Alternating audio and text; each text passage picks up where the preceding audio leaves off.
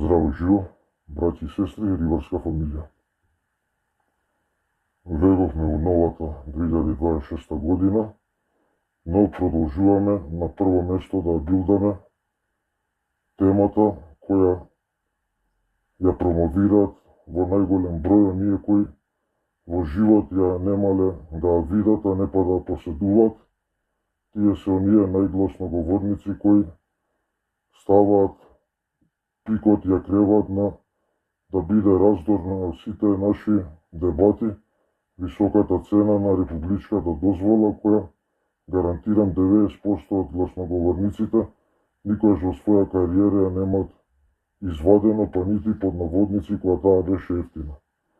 Памтиме лани, уште повеќе од оваа година се крена гласот на рибарите, ќе се правеше бојкот, протести, ќе се правеше атак врз цените и немаше да се вадат легитимации, немаше да се иде по риба и сега кога дојде крајот од годината црно на бело да извадиме кој беше доследен на агендата која ја лани ветивме на громогласно по сите групи, ја трубевме 2 месеци без престан, испадна само баткови, а другите слика има, то нема, шипак. Сите си извадивте и легитимации, си фаќавте и си уживавте, само на тастатура, атакувавте и најгласни бевте. Така деве сега, црно на бело, ја како велам. 1000 зборови паѓаат у вода на едно дело. Со дело извадете, сликнете, барем една републичка дозвола од минатото, која имате извадено вие кои највише сте гласноговорници и сте против висината на цената. Не велам ја дека е таа мала, ниска или какви да е. Тоа е на крај крајби индивидуално. За некој што е скапо, за друг е ефтино и обратно.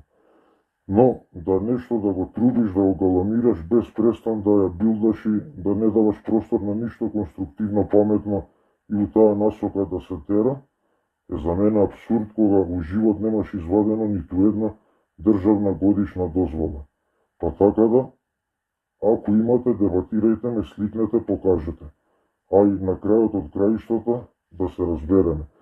Годишна републичка државна рибарска дозвола вадат оние луѓе кои пари имаат, ситуирани се, имаат слободно време, дома ја наредиле за жената, за децата, имаат скапи коли, бензинот не им е проблем, опрема се преполни, за крма имаат, се расфрлат по стотици евра у водата, ги забачуваат, ја хранат рибата, ја изловуваат, се сликаат, ја враќаат, кејфови терат, скарите пивата, значи на максимално ја уживат.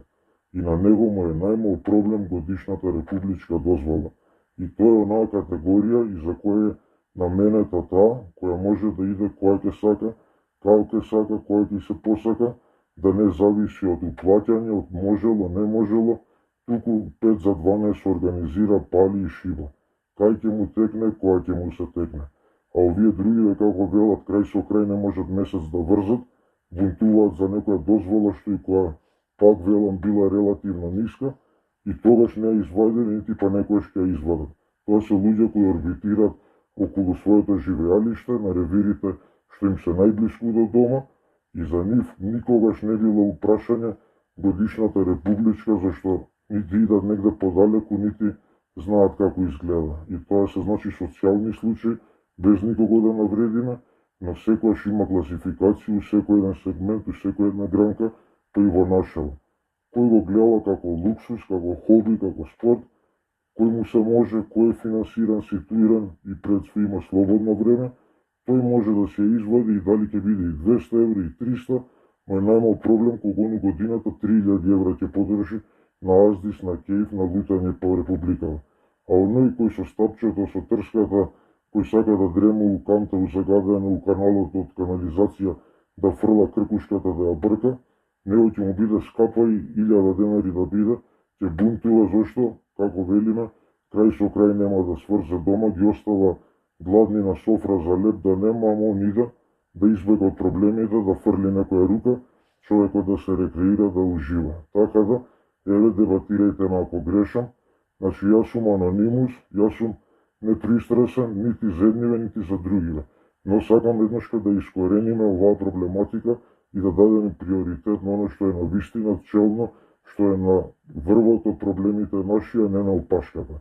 Ве сака сите и поздрава ваш најверен рибар Анонимус. Така,